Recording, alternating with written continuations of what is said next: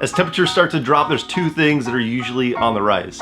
Warm drinks like pumpkin spice lattes and RVs going into storage. So is your RV ready for winter? I may not have a good pumpkin spice latte recipe for you, but I do have a checklist to see if your RV is ready for the cold weather.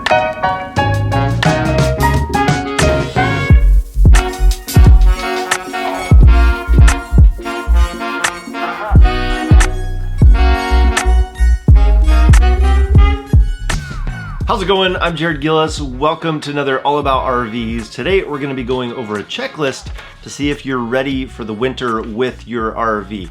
I have a bunch of information in different videos, and I thought to be able to compile it into one so that you can have a checklist so it's quick and easy and you can go through this process as fast as you possibly can and make sure that you have all the bases covered all in one spot. I thought would be a great resource for a lot of people out there with RVs. Not all of these things are meant just for storage, even though the list is kind of based around that. There's things that I like to do, like checking the seals on the RV. I like to do that a couple of times a year.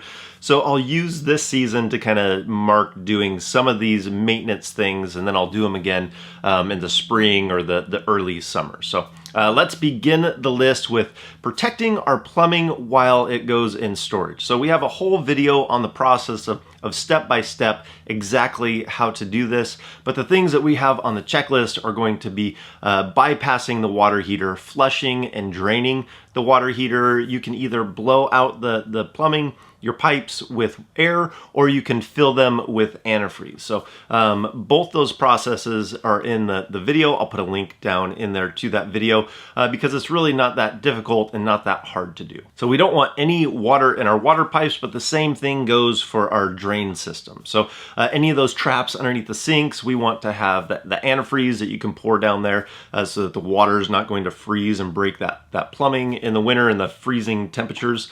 And then we want our tanks to be empty also. Our freshwater, our gray, our black water tanks, all those are empty, and we don't want any water sitting in them so that none of our valves break at the end, because that water, if there is water in those tanks, it's gonna rest right up against those valves. And believe me, it's not something that you want to do is replace those valves come the next season when you're ready to go use the RV again. So a little bit of preventative maintenance is going to go a long ways in, number one, protecting your RV for the long haul and just making it easier to get going again when you're ready to get it out of storage and use your RV for the next season. There's also going to be a link down in the description to all the things that we talk about today. For the download for this list, so you don't have to write all this down, or if it's the RV antifreeze or the adapter to be able to blow the water out with an air compressor, all those things and everything else that we talk about in this video will be down in the description. The next thing on our list is something I would do even if I wasn't putting the RV in storage, and that's check for leaks. Check for any kind of penetration. So I want to start with the roof and work our way down. So I'll climb up on the roof, clean it up, and I'll check any of those seals, check the caulking. Any penetration that comes through there is usually where your RV is going to leak. So check that caulking around there, and if you see anything that looks funny, clean it up. And for us, we have an EPDM roof, so we're going to use self-leveling Dicor on that. After we've checked the roof, we move our way down on the walls and we check the walls around the doors and the windows. Again, any penetration or any type of trim on the outside, I want to check the caulking on that to make sure that the water is not going to find its way in through the cold season. And if you wanted to take it one step further to try and protect the outside even more from the sun and the weather, you could look at some of the covers. So it is an option out there if you wanted to step it up one more level. Following that trend downward, we looked at the roof, the walls, now the tires. What are some of those things we can do to the tires to extend the life of them while it's in storage? The first place we can start off at is inflating them to the maximum PSI that's stated on the side of the tire. Doing that will help you from getting a bulge at the bottom of the tire. That bulge at the bottom of the tire for storage, sitting in that position for a long time, isn't good. So max PSI is what I would recommend for storage. And you could also, they have these little ramps that you can sit on. They kind of have a curved area in the middle, so you can place them behind your tires, pull up on them, and it gives just a little seat for your tire to sit in. So number one, it's going to help with that bulge at the bottom. It's going to support the tire better so you don't get a flat spot. Number two, you can avoid sitting on grass or asphalt. Some people don't like parking on those. It's definitely recommended not to sit on grass, not to have it parked in some kind of a puddle where water is going to be sitting around your tire. So using these ramps will help you to elevate it from those types of condition and help support the tire. So they're actually kind of handy. I've never used them, but I like the idea behind them. Also, to help support those tires, you can lower down your stabilizers. That way it just takes a little bit of pressure off. We're not trying to lift the RV, we're just putting our stabilizers down just to add a little support while it's in storage. Another thing that I like to do for the tires is I like to keep them covered. I like to protect them from those UV rays that might be out there that are just going to degrade the sidewall of the tire. So if we cover them and protect them from that, it's just going to extend the life of them. The next thing on our list is something that's easy to forget about because you don't necessarily see it when you park your RV, and that's how do we keep the rodents out of the RV when we're not using it so they don't make a home of it and then destroy a lot of the things in there. So you can search Google and there's so many different ways that people say to keep rodents out, from mothballs to dryer sheets to essential oils, poison traps, all those kind of different things. Something that I have found that has worked well for me is using something with a strobe light. So they make these little devices where it has a strobe light, and for whatever reason, the mice hate it. I've used them in engine compartments, and it's definitely kept the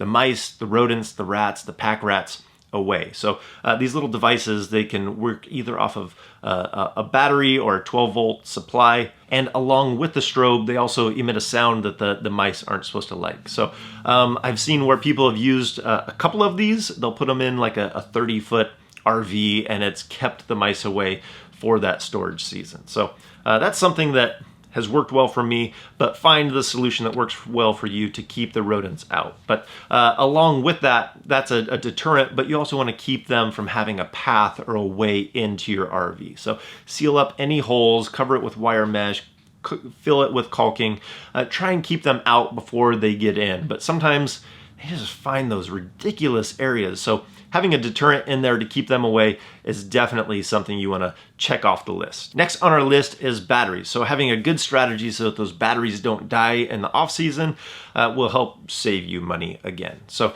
there's a few things you can do. You can either, if you have a way to plug in your RV, every few weeks plug it in for a day and let that battery charge up so that it's not getting depleted and losing that charge in the off season. If you don't have a way to leave it plugged in, if you have solar on your RV, you can let the solar continue to work and continue to charge that battery when it's sunny outside and keep those batteries topped off. If you don't have a solar setup on your RV, you can also get one of those little panels that I talked about in the last video, and you can put it in there and it just kind of gives a trickle charge to the battery on those sunny days to keep it topped off. Those are pretty inexpensive. Now, if those aren't options that you like, you can always pull the battery out and you can keep it charged back at your house. Say your RV's in storage somewhere and you just want to be able to have it charged at your house and keep it topped off. So that's going to be the main thing, is you just want to make sure that that battery is getting charged every once in a while so that it doesn't go too low and get damaged. Another thing that is easy to forget when storing your RV is fuel stabilizer.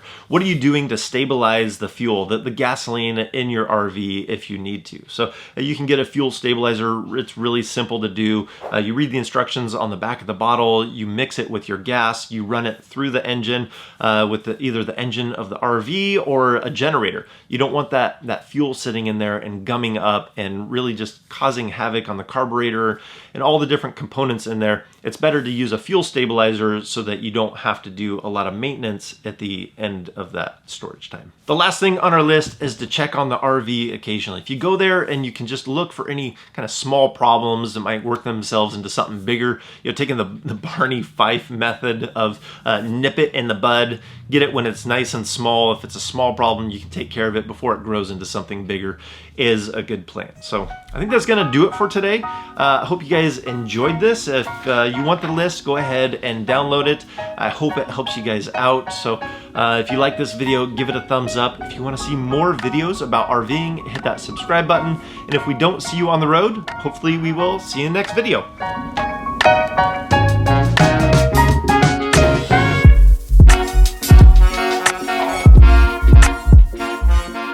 This isn't a pumpkin spice latte, but they're seriously everywhere on everybody's menu. It's like pumpkin spice latte season. It's insane out there.